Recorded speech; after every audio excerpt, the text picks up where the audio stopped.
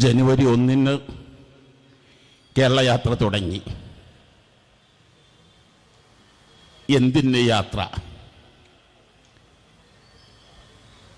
മഹാനായ ഇമാം ബുഖാരി റളിയല്ലാഹു തആല തങ്ങൾ സ്വഹീഹുൽ ബുഖാരിയിൽ 128 തവണ പ്രതിപാദിക്കുന്ന താബി പ്രമുഖരിൽ അത്യുന്നതരായ ഇമാം ഷാബി റളിയല്ലാഹു അൻഹു ഹിജറ 21 ജനിച്ച് ഉമർ ഇബ്നുൽ ഖത്താബ് റളിയല്ലാഹുവിൻ്റെ കാലത്ത് വളർന്ന് 110 വഫാത്തായ മഹാനുഭാവനോട് വിജ്ഞാനത്തിൻ്റെ സാഗരമായിരുന്നു മഹാനവർകൾ. അക്കാലത്തെ തുല്യതയില്ലാത്ത പണ്ഡിതമായിരുന്നു, പണ്ഡിത വര്യനാരായിരുന്നു. മീൻ ഐനലക ഹാദൽ ഇൽം, എവിടെ നിന്നാണ് ഇത്രയും വിജ്ഞാനങ്ങൾ നിങ്ങൾക്ക് ശേഖരിക്കാൻ കഴിഞ്ഞത് എന്നന്വേഷിച്ചപ്പോൾ മഹാനവർകൾ നൽകിയ മറുപടി 4 കാരണങ്ങളാണ്. അതിൽ ഒന്ന് സൈറുൽ ബിലാദ്, ഞാൻ എന്നെന്നും യാത്ര ഇഷ്ടം വെക്കുന്നു, പ്രിയം വെക്കുന്നു. യാത്രകളിലൂടെയാണ് നേട്ടങ്ങളാകുന്ന നേട്ടങ്ങളൊക്കെയും കൊയ്തെടുക്കുന്നത്. ഇത് പറയുമ്പോൾ നാദാപുരത്തുകാരോട് മനുഷ്യർക്കൊപ്പം എന്നാണല്ലോ നമ്മുടെ പ്രമേയം.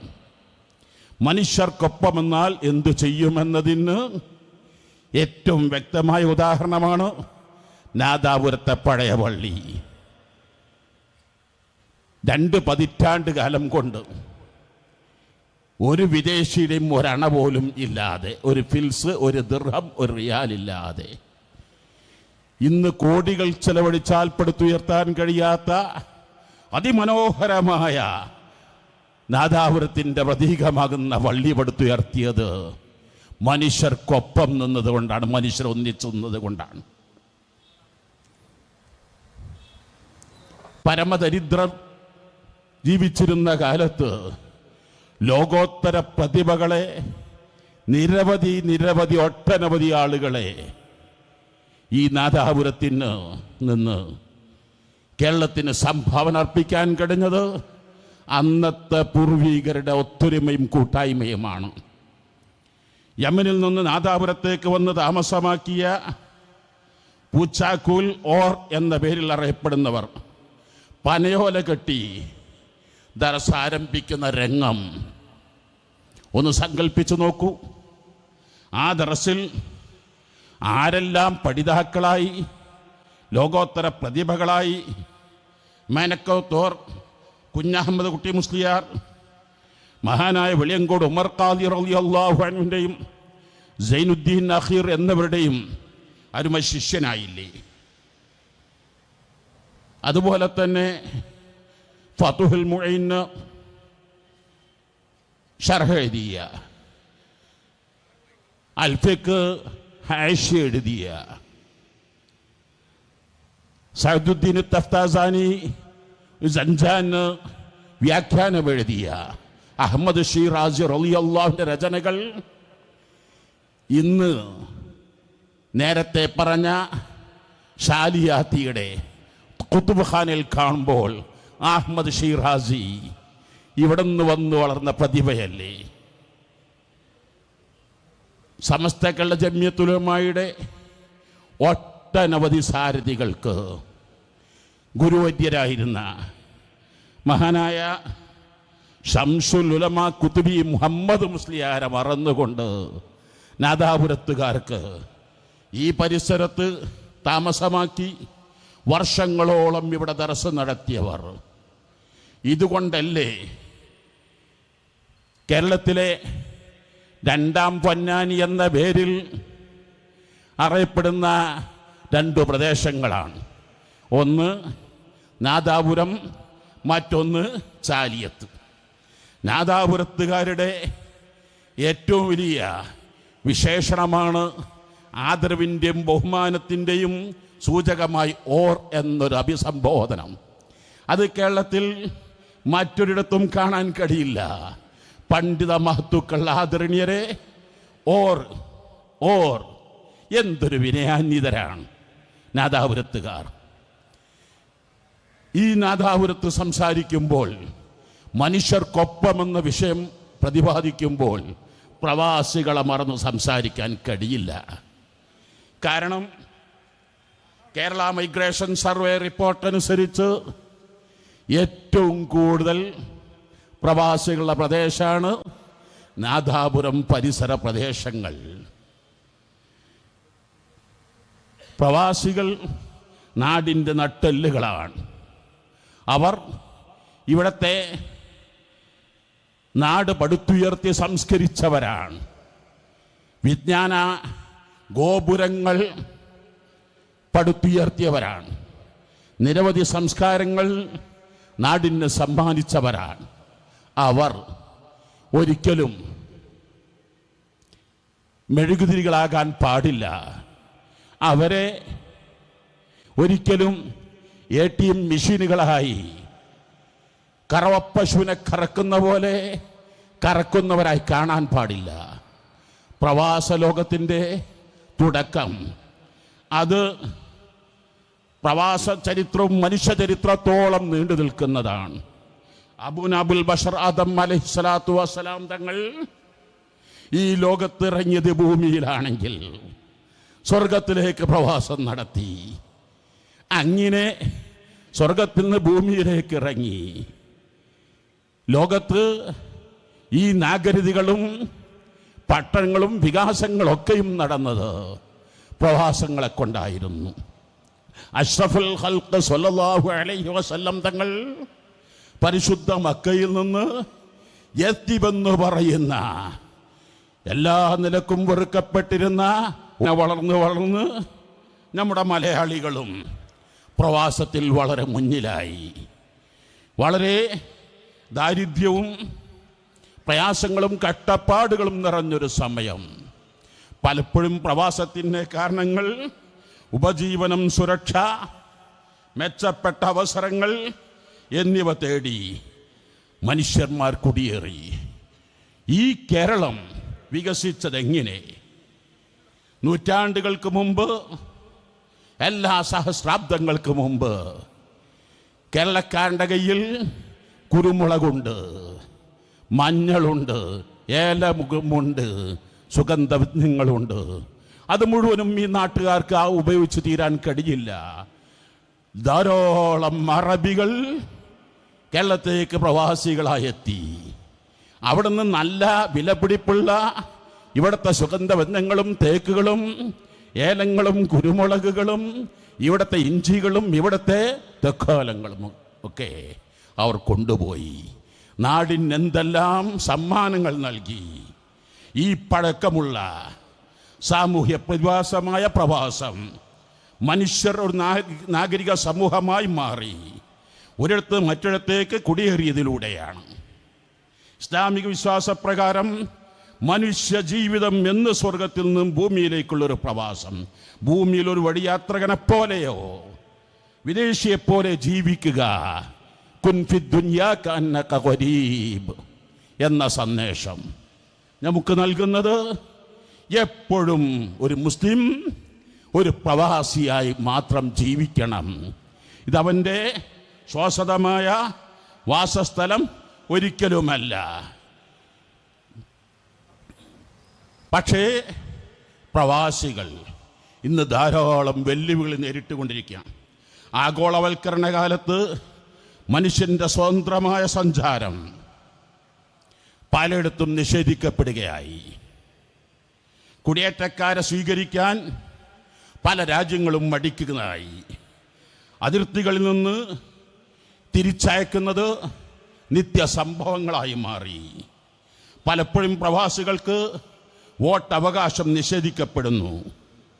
അവർ സ്വന്തം നാട്ടിലും ജോലിയിടങ്ങളിലും നിലയും വിലയുമില്ലാത്തവരായി മാറി. ഇവിടെ ഭരണകൂടത്തോട്, നാട്ടിൽ ജീവിക്കുന്നവരോട് നിങ്ങൾ ആലോചിക്കേണ്ടത്, പ്രവാസികളില്ലായിരുന്നുവെങ്കിൽ നമ്മുടെ പൂർവികർ ഗൾഫ് നാടുകളിലേക്ക്, UAE-യിലേക്കും ഖത്തറിലേക്കും ബഹ്റൈനിലും കുവൈത്തിലേക്കും പോകുന്നതിന് മുമ്പ് ഈ നാടിൻ്റെ ദാരിദ്ര്യം എന്തായിരുന്നു? ഈ നാടിൻ്റെ പട്ടിണി എന്തായിരുന്നു? അതിൽ നിന്ന് ഈ നാട് പടുത്തുയർത്തിയ പ്രവാസികളോട് നമുക്ക് എത്രമാത്രം കടപ്പാടുണ്ട്. അവർക്ക് വോട്ടവകാശം പറഞ്ഞാൽ പോരാ, പ്രഖ്യാപിച്ചാൽ പോരാ. അത് മുഖ്യ അജണ്ടയായി രാഷ്ട്രീയ പാർട്ടികൾ ഏറ്റെടുത്ത് അടുത്ത ഇലക്ഷനെങ്കിലും അവർക്ക് വോട്ട് രേഖപ്പെടുത്താൻ അവർക്ക് കഴിയണം. അതൊരു പൗരൻ്റെ മൗലികാവകാശമല്ലേ? നാട്ടിലില്ല എന്നതിൻ്റെ പേരിൽ ആ അവകാശം നിഷേധിക്കപ്പെടാൻ പാടുണ്ടോ? പ്രവാസികളോട് ഒരു കാര്യം ഉണർത്താൻ ആഗ്രഹിക്കുന്നത്, ആരാണ് പ്രവാസി? എങ്ങനെയാണ് പ്രവാസി? പ്രവാസികളോട് നാട്ടുകാർ പുലർത്തേണ്ട ബാധ്യതകൾ എന്ത്? ഖുർആൻ അതിനും പാഠമാണ്. അതാണ് ഞാൻ ഓതിക്കേൽപ്പിച്ച സൂറത്തുൽ ഇലാഫി ഖുറൈശ്. പ്രവാചക തിരുമേനി സ്വല്ലല്ലാഹു അലൈഹി വസല്ലം തങ്ങളുടെ ഉപ്പ അബ്ദുള്ള, അവരുടെ ഉപ്പ അബ്ദുൽ മുത്തലിബ്, അവരുടെ ഉപ്പ ഹാഷിം, അവരുടെ ഉപ്പ അബ്ദു മനാഫ്. അബ്ദു മനാഫിൻ്റെ കാലത്ത് അസദ് എന്ന് പറയുന്ന ചെറുപ്പക്കാരൻ അതിദരിദ്രനായി, ദാരിദ്ര്യത്തിൻ്റെ കാഠിന്യം കൊണ്ട് ജീവിക്കാൻ പറ്റാത്ത അവസ്ഥയെത്തി. ആത്മഹത്യ ശരിയെന്ന് മനസ്സിലാക്കിയ അസദ് മലമുകളിൽ കയറി താനങ്ങ് പട്ടിണി കിടന്ന് മരിച്ചു കൊള്ളട്ടെ എന്ന് കരുതി. ഇത് മനസ്സിലാക്കിയപ്പോൾ പ്രവാചക തിരുമേനി സ്വല്ലല്ലാഹു അലൈഹി വസല്ലം തങ്ങളുടെ നാലാമത്തെ പിതാമഹനാകുന്ന അബ്ദു മനാഫ് ഒരു ഖുറൈശി സംഗമം, ആ ഖുറൈശി സംഗമത്തിൽ നിന്ന് അസദിന് പിടികൂടിയ ദാരിദ്ര്യം ഒരു കാലത്തും ഒരാൾക്കും പിടികൂടാൻ പാടില്ല. അസദിനെ എത്രയും പെട്ടെന്ന് ദാരിദ്ര്യത്തിൽ നിന്ന് രക്ഷപ്പെടുത്തണം. മാർഗമെന്ത്? ചില്ലറ കാശുകൾ വാങ്ങി അസദ് രക്ഷപ്പെടുത്തി പോരാ. ഈ ഗതി ആർക്കും പാടില്ല. ഖുറൈശികളെ, മക്ക കേരളത്തെപ്പോലെ 44 നദികളില്ല, 6 മാസം മഴയില്ല. എന്ത് നട്ടാലും വളർന്നു വരുന്ന വൃക്ഷങ്ങൾ, കായ്കനികൾ നിറയുന്ന നാടല്ല. അവിടെയാണ് കൂടിയാലോചനകൾ, ചർച്ചകൾ. അബ്ദുമനാഫിൻ്റെ തീരുമാനം 2 സീസണുകളായി പ്രവാസ ലോകത്തേക്ക് 2 വിഭാഗത്തെ, അഥവാ ഇവിടെ ശക്തമായ ചൂട് വരുമ്പോൾ ഷാമിലേക്ക് ഒരു വിങ്ങിനെ അയക്കുക. പക്ഷേ എല്ലാവരും പ്രവാസികളായി പോകാൻ പാടില്ല. എൻ്റെ വാപ്പ ഗൾഫിൽ പോയി രക്ഷപ്പെട്ടു എന്ന് കരുതി ഞാൻ പോകണമെന്നല്ല കരുതേണ്ടത്. അവിടെ ചെല്ലുമ്പോൾ എനിക്ക് വിജയിക്കണമെങ്കിൽ എനിക്ക് ബഹുഭാഷാ പാണ്ഡിത്യം വേണം. മലയാളം ഭാഷ മാത്രം പോരാ. എനിക്ക് ബിസിനസ് ട്രിക്കുകൾ എനിക്ക് നന്നായി ഉണ്ടാവണം, ടെക്നിക്കൽ വിദ്യകൾ എനിക്കുണ്ടാവണം. അപ്പോൾ ഒരു വാപ്പായുടെ 10 മക്കളിൽ എല്ലാവരും ബിസിനസ്സിന് പറ്റണമെന്നില്ല. 1 or 2 മകനെ ബിസിനസ് ആവശ്യാർത്ഥം അങ്ങ് പോയി. ഷാമിലേക്ക് പോകുമ്പോൾ ഇവിടെയുള്ള മറ്റു മക്കൾ ഹോം പോയി സുഖിക്കുകയാണെന്നല്ല, ആ എൻ്റെ പ്രിയപ്പെട്ട സഹോദരൻ അങ്ങകലെ കഴിയുമ്പോൾ അവൻ്റെ ഭാര്യയും മക്കളും ഇവിടെ പട്ടിണി കിടക്കരുത്, അവർ പ്രയാസങ്ങൾ അനുഭവിക്കരുത്, കഷ്ടപ്പാടുകളും ദുരിതങ്ങളും അനുഭവിക്കരുത്.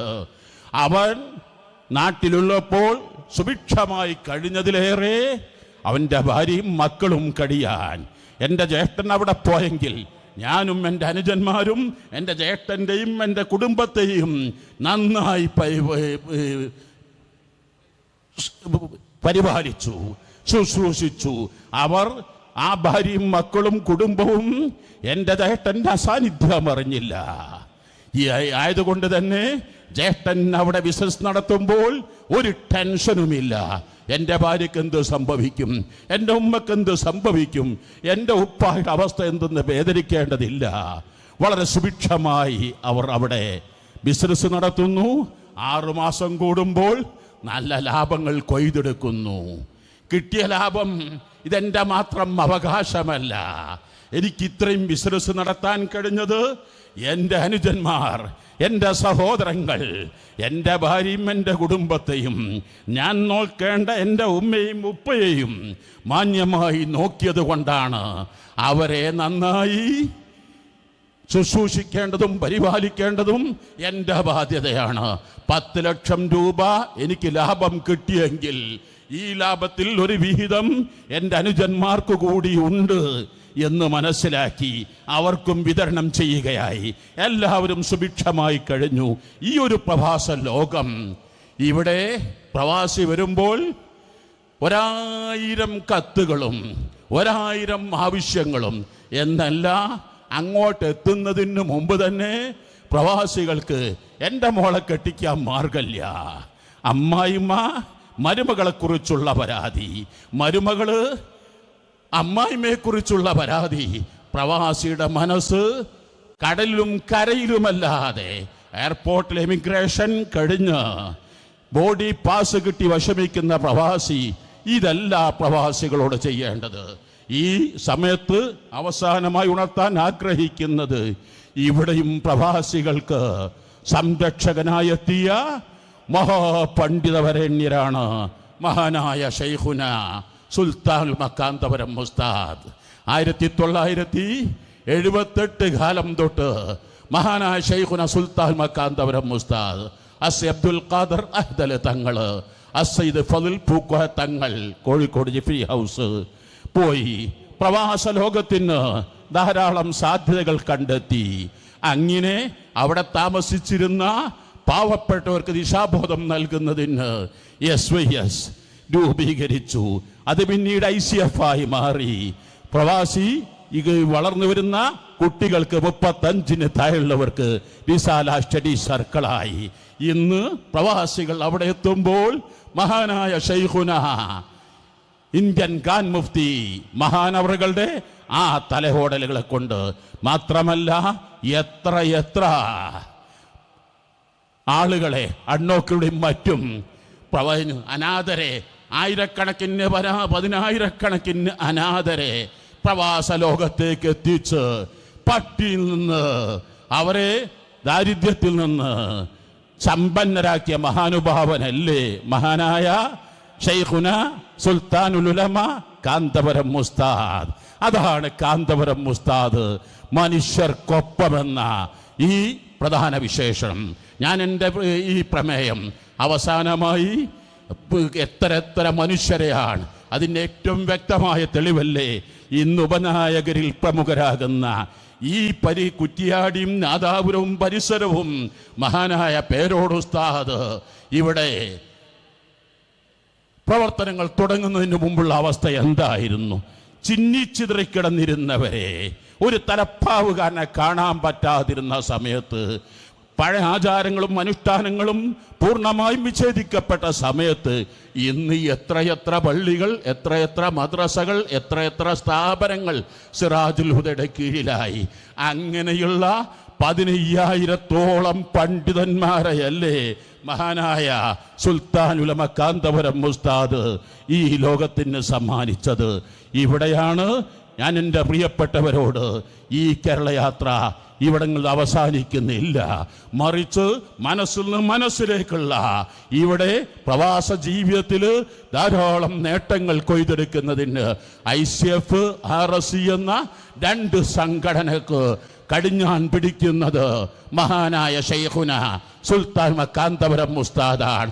ഒരേ സമയത്ത് നാടും പ്രവാസ ലോകവും ശ്രദ്ധിക്കുന്ന സുൽത്താൻ മക്കാന്തപുരം ഉസ്താദിൻ്റെ ഈ മനുഷ്യർക്കൊപ്പമെന്ന പ്രമേയം, അത് അദ്ദേഹത്തിൻ്റെ മഹാനവറുകളുടെ രക്തത്തിൽ നിന്ന്, ചെറുപ്പകാലങ്ങളിൽ നിന്ന് എല്ലാവരും രക്ഷപ്പെടുത്തുക എന്ന ഒരു പ്രതിജ്ഞയാണ്.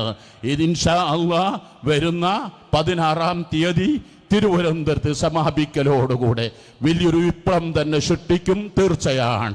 എല്ലാവർക്കും വിശിഷ്യ ഈ പ്രദേശത്തെ സംബന്ധിച്ചിടത്തോളം ഇവിടുത്തെ പ്രാസ്ഥാനിക നായകർ എല്ലാ സംവിധാനങ്ങളും സൗകര്യങ്ങളും ഒരുക്കി. എല്ലാ നന്ദിയും രേഖപ്പെടുത്തുന്നു. ഈ പ്രദേശം നേരിടുന്ന വലിയ വെല്ലുവിളികളാണ് ഇന്ന് കുറ്റ്യാടി, നാദാപുരം, ബാലുശ്ശേരി, വടകര പ്രദേശം നേരിടുന്നത്. നമ്മുടെ നാഷണൽ ഹൈവേ പണി പൂർത്തീകരിക്കാത്തതുകൊണ്ട്, വർക്കുകളിലെ മെല്ലെപ്പോക്ക് സംവിധാനം കൊണ്ട് അത് പരിഹരിക്കാൻ ഇന്ന് പ്രസ് മീറ്റിൽ ആവശ്യപ്പെട്ട ഒന്ന്. മറ്റൊന്ന്, ഇവിടുത്തെ ഹോസ്പിറ്റലുകളിൽ വേണ്ടത്ര സൗകര്യങ്ങൾ പോരാ. പലപ്പോഴും ചെറിയ രോഗികൾ പോലും കോഴിക്കോട് മെഡിക്കൽ കോളേജിനെ ആശ്രയിക്കേണ്ടി വരുന്ന അവസ്ഥ. ഇതിന് പരിഹാരം പരിസരത്തെ ഹോസ്പിറ്റലുകളെല്ലാം എല്ലാ സജ്ജീകരണങ്ങളും സ്പെഷ്യാലിസ്റ്റ് ഡോക്ടറേറ്റ്സ് വന്ന് അതിന് അത്യാധുനിക സംവിധാനങ്ങൾ സൗകര്യങ്ങൾ ഒരുക്കി അത് സജീവമാക്കുക. അതുപോലെ തന്നെ വയനാടിനോടടുത്ത പ്രദേശമാണ് ഈ കുറ്റ്യാടി, നാദാപുരം. വയനാട്ടിലേക്ക് ചുരം ആശ്രയിക്കാതെ പോകാനുള്ള റോഡിന് പദ്ധതികൾ ഇവിടുത്തെ MP-മാരും MLA-മാരും കൂടിയാലോചിച്ച് അത് പുതിയ പദ്ധതികൾ ആവിഷ്കരിക്കുക. മലയോര മേഖലയിൽ ധാരാളം കർഷകർ പല പ്രയാസങ്ങൾ അനുഭവിക്കുന്നുണ്ട്. അതിന് പരിഹാരം കാണുക എന്ന, പ്രത്യേകിച്ച് കുറ്റ്യാടി പരിസര പ്രദേശങ്ങൾ ട്രാഫിക് ജാം കൊണ്ട് മനുഷ്യ ജീവിതത്തിൻ്റെ സിംഹഭാഗവും റോട്ടിൽ ചെലവഴിക്കേണ്ടി വരുന്നു.